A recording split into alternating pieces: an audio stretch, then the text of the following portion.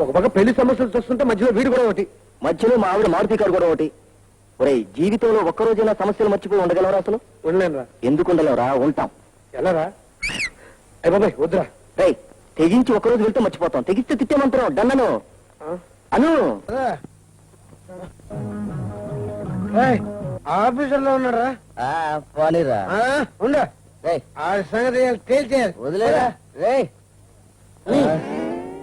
రే officer రా. చూసారా దొంగనాడు కదా ఫుల్ గా మందు కొట్టేసి పడుకున్నాడు. ఇప్పుడేరా మనకి ఛాన్స్. ఊరేస్తారా? ఊరేస్తారు. ఈ దొంగనాడు నేను తిట్టాలరా. Permission 3 okay. నా చెల్లెలి పెళ్లికి సెలవు అడిగితే ఏమనంటావు? నంబర్ 1. ఇంత పెద్ద మనిషిని ఇంత జంటి మళ్ళీ పట్టుకుని 10 మంది వెదవంటావు. నా ఇంక్రిమెంట్ ని కట్ చేస్తానంటావు. నంబర్ 3. నన్ను ట్రాన్స్ఫర్ చేస్తానంటావు. థ్యాంక్ యూ అంటున్నాను. నేను తిట్టాను, తిట్టు నేర్పట్లేదు వీడికి.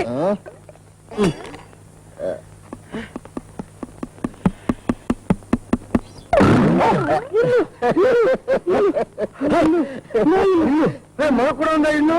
అవునరా, మర్చిపోయాను. ఎలా రా?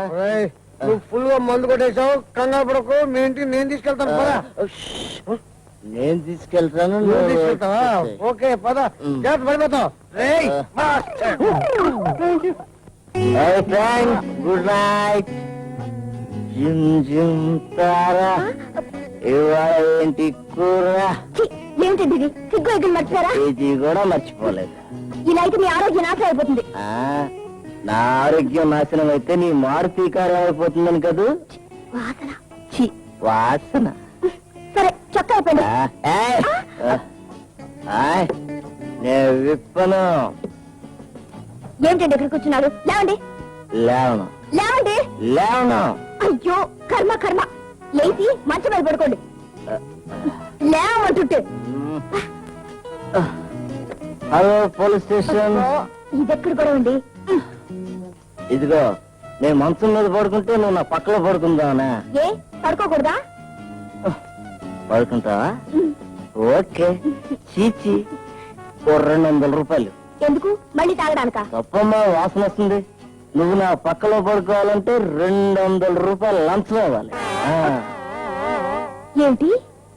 పెళ్ళి 3 పక్కల పడుకోవడానికి లంచం? అవును డియర్, కరెక్ట్.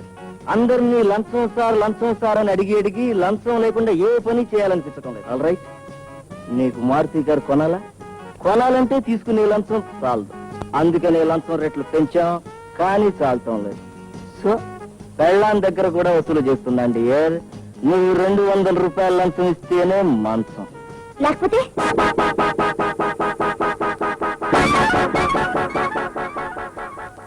మోకాళ్ళలో కొట్టుకుపోతూ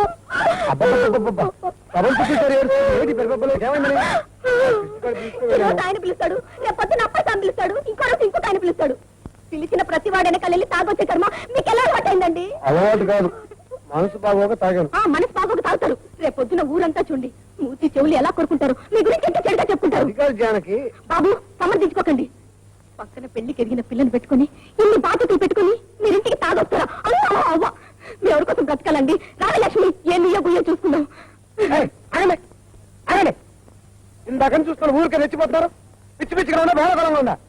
రండి, మీకే చెప్పేది, రండిరా రండి.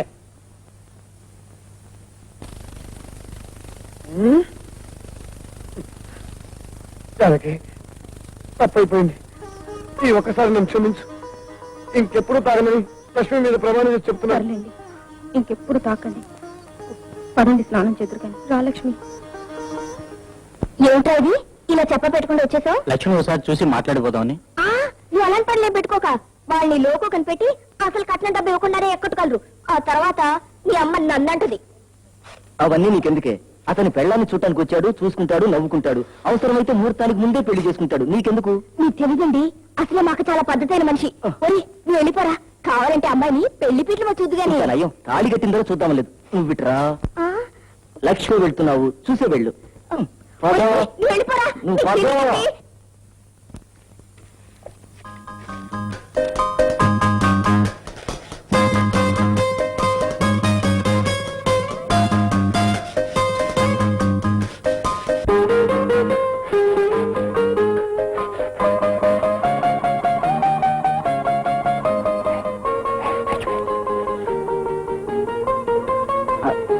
ఎక్కడంతా వేస్ట్ చేస్తావు? నీకు పెళ్లి అయ్యాక మంచంలో చేసుకో. మీ ఇద్దరు మాట్లాడుకోవడం వాళ్ళ అన్నయ్య చూస్తే డొక్క చింపేస్తాడు. రాత్రికి వాళ్ళిద్దరిని సినిమాకి పంపించి మీ ఇద్దరు మాట్లాడుకునే ఏర్పాటు నేను చేస్తాను. కానీ తొందరపడ్డావో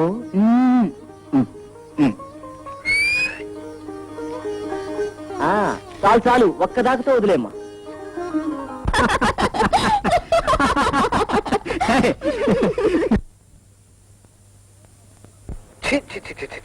ఏమిటండి సినిమా మధ్య నుంచి లేకపోతే ఏంటి? పెద్ద సినిమా, ఒక సెక్స్ లేదు, ఒక ఫైట్ లేదు. సెన్సార్ వాళ్ళు కట్ చేసి ఉంటారు. ఆ కట్ చేసింది ఏదో మనకు చూపిస్తే ఏం తీసారో చూద్దాం కదా. మనం చూడకూడదని సెన్సార్ వాళ్ళు కట్ చేసేది. ముందు ఆ కిష్టగా అనాలి. సినిమా చూడండి తెగ ప్రాణం తీశాడు. చాలా బాగుంది. సినిమా బాగోపోతే ఆయన ఏం చేస్తారు? ఇక్కడ నుంచి ఏ సర్టిఫికెట్ ఉంటే తప్ప ఆ సినిమా చూడండి. ఇంకా మీతో వచ్చారా? ఇందాక నుంచి ఎదురు చూస్తున్నాండి. మీకు విషయం చెప్పాలని. ఏంటది? చెల్లెమ్మండి, మన ఇంటి వెనకాల తోటలో ఎవరో కుర్రతో మాట్లాడుతామండి. ఏంటి? మహాలక్ష్మి? అవునండి. ఎవరినో చూసి మహాలక్ష్మి అనుకుంటావు? నా కళ్ళతో చూశానండి. నిజమేనా? అవునమ్మా, కావాలండి రండి చూపెడతాను. రండి.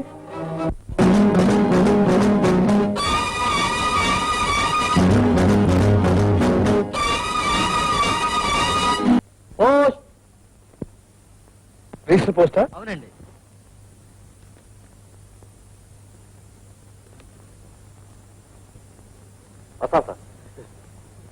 ఇంత బరువుగా ఉందేంటి? ఓ ఫ్లాస్క్ అడిగాను కదా ఆచార్ని, బహుశా పంపించుంటాడు. ఏమండి, ఏమిటండి ఇది? ఫ్లాస్క్ ఫ్లాస్క్ ఫ్లాస్కా? ఎవరు పంపించినట్టు? ఇదేదో పేపర్ చుట్టూలా ఉంది. ఇది ఉత్తరం కూడా ఉందే.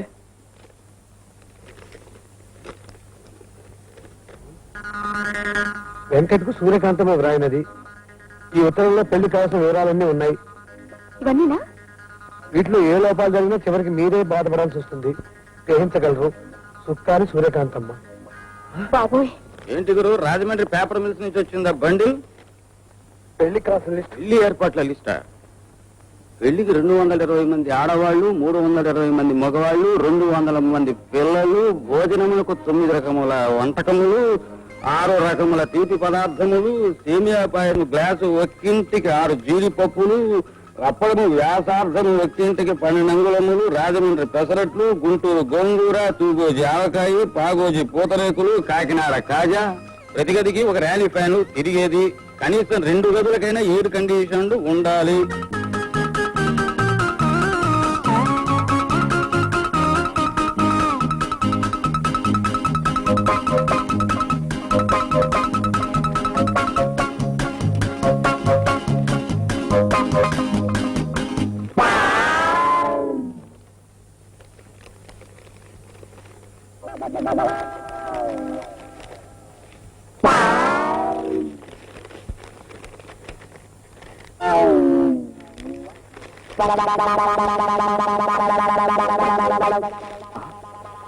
పెళ్లికి గంట ముందే కట్నం ఇవ్వకపోతే వచ్చిన వాళ్ళం వచ్చినట్టే వెళ్ళిపోతాం.